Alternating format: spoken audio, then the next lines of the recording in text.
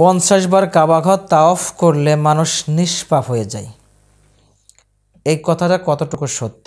ইসলাম এমন একটি জীবন ব্যবস্থার নাম যেখানে প্রশ্ন করলে এমন কোনো বিষয় নাই যে উত্তর পাওয়া যায় না। খুব সুন্দর প্রশ্ন করেছেন প্রিয় ভাই।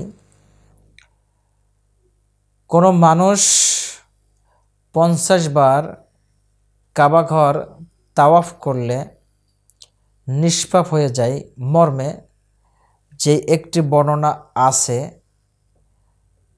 আল্লামা নাসিরউদ্দিন আলবানী রাহিমাহুল্লাহ অত্র হাদিসকে জয়ীফ বলেছেন এবং পূর্বের অধিকাংশ মুহাদ্দিসিন কিরামি হাদিসটাকে জাইফুন জিদ্দান বলে উল্লেখ করেছেন। সুতরাং 50 বার কাবাঘর তাওয়াফ করলে নিষ্পাপ হয়ে যায় এ কথা সঠিক নয়, বিশুদ্ধ হাদিস দ্বারা প্রমাণিত নয়। বিশুদ্ধ হাদিস দ্বারা প্রমাণিত এটাই যে যেই ব্যক্তি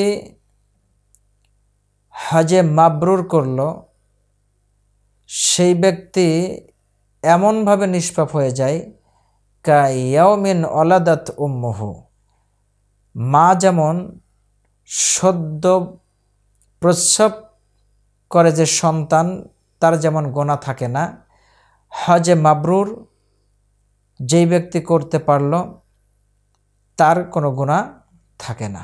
আশা করি উত্তরটি বুঝতে পেরেছেন। তোমরা যা জানো না তা তোমরা জেনে নাও। আল্লাহ সুবহানাহু ওয়া তাআলা এই মর্মে বলেছেন, ফাসআলু আহলা যিকরি ইন কুনতুম লা তা'লামুন।